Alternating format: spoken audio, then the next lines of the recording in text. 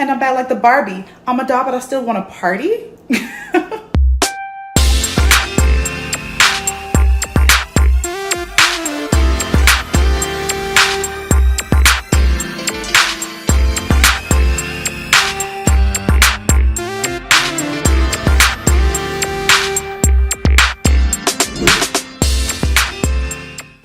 I was a Barbie girl in a Barbie world this weekend.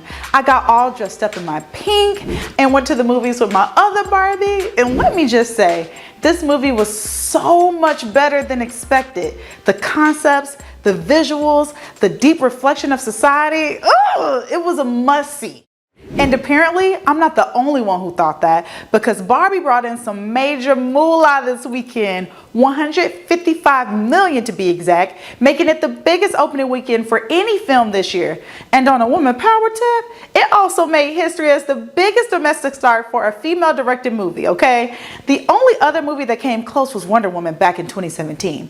I think it brought in $80 million or so. So huge shout out to Greta Gerwig, okay? Advocate Channel's Tracy Gilchrist and I met up to chat about some of our favorite concepts and moments from the movie. Check it out. So I just talked to y'all about Barbie, and I went and saw it this weekend with my fellow Barbie, and I found out that Tracy also went and saw it. And so, Tracy, I really want us to talk about, just two of our favorite concepts in the movie.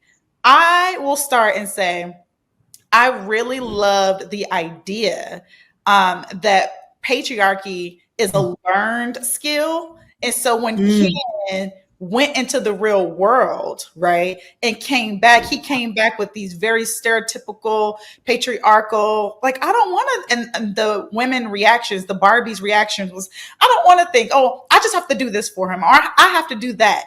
I thought that really was so interesting to see it play out on the big screen. Yeah.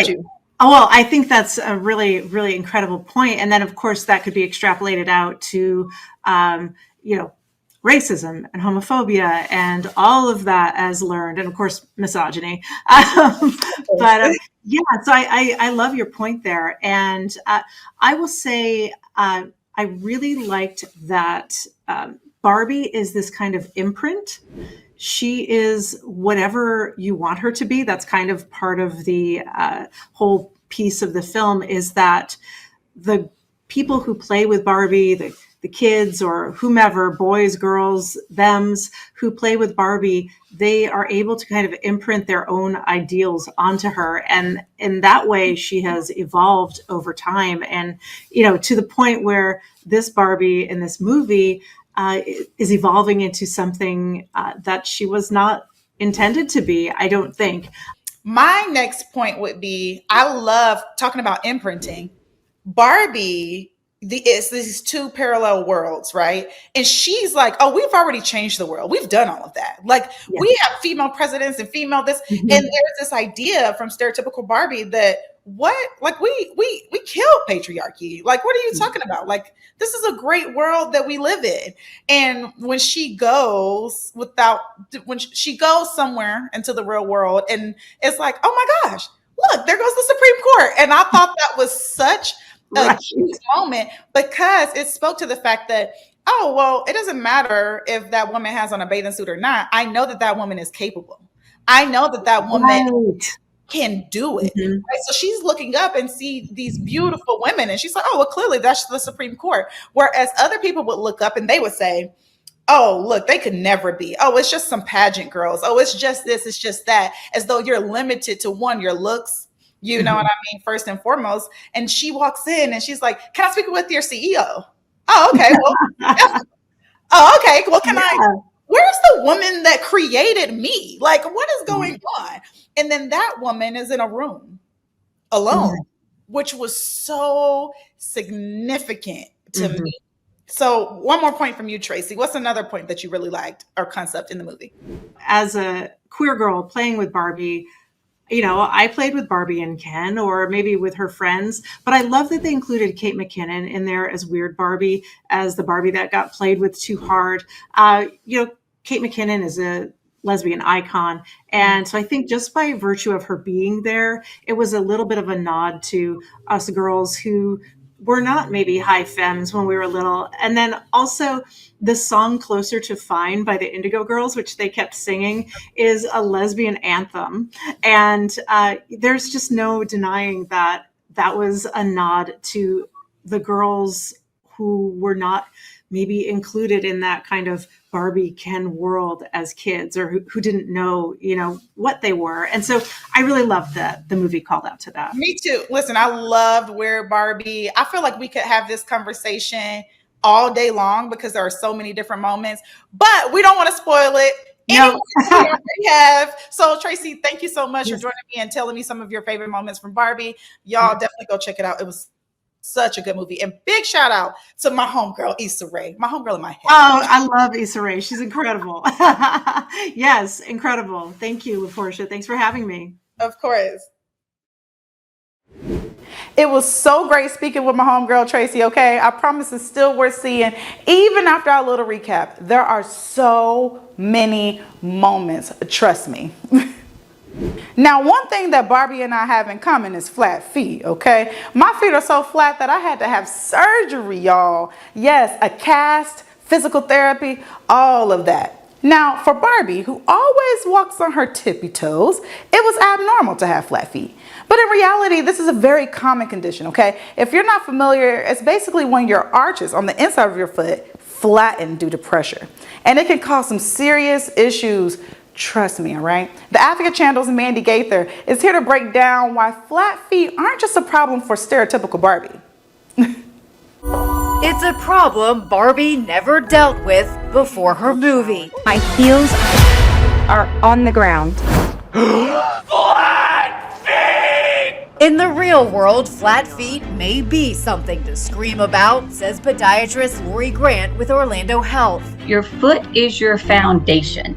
So when the foundation is flat or when the foundation is off, it actually affects everything above it. It affects your knees, your hip, your lower back, your postures. Grant says the condition can also raise risk of problems like plantar fasciitis, ankle issues, and bunions or corns and calluses. She says it's important for those with flat feet to recognize it early. As soon as we can get you into good shoes, good supports, we can stop some of the deforming processes, but catching it is key. For those who often wear high heels for long periods of time, Grant says to limit the shoe height to about 2 inches and make sure there's a platform under your toes if the heels are any higher. Finally, stretch the back of your foot once you take the heels off. Over time, she says heels can actually shorten your Achilles tendon. That can absolutely contribute to the same problems that Barbie had. For Health Minute, I'm Mandy Gaither. Now, Dr. Grant says you can check for the condition by looking at your footprint and checking to see if it's a solid mass. But as always, it's best to consult a doctor. Teachers want to teach the truth. Teachers want to teach facts. And so they should not then be told by politicians that they should be teaching revisionist history in order to keep their jobs. What is going on? What is going on is definitely the question that we're all asking when it comes to the sun, not so shine state of Florida, all right? So over the weekend, Vice President Harris slammed the new education guidance issued by Florida's Education Department. The guidance basically requires middle school teachers to tell students slaves develop skills that could be used for their own personal benefit. Yep, you heard me right. I know. It's almost unbelievable to think people would go for that. And Florida Governor Ron DeSantis is defending the new education standards. When reporters asked him the benchmark clarification where middle schools will be taught how slaves develop skills, DeSantis said he wasn't involved. But then he also said he thinks the instruction could show how an enslaved person used the skills later in life. Take a listen. To try to teach that false narrative really harms our children from understanding the true history of what slavery was, what racism is, what discrimination is. And the fact is, if our children don't learn the true history, then we may soon find ourselves repeating it. And that is what is so dangerous about this. The fact, if you tell young people and put it indoctrinated in their minds that slavery isn't a bad thing, then when they become leaders tomorrow, they have been taught this. And so we may go down that road again, and we can't go down that road again. And that's why we must say slavery was evil and it was immoral, period, point blank. Evil and immoral indeed. You know what they say, those that fail to learn history are only doomed to repeat it. Please send me to Barbie World, girls. All right, see you tomorrow, girls.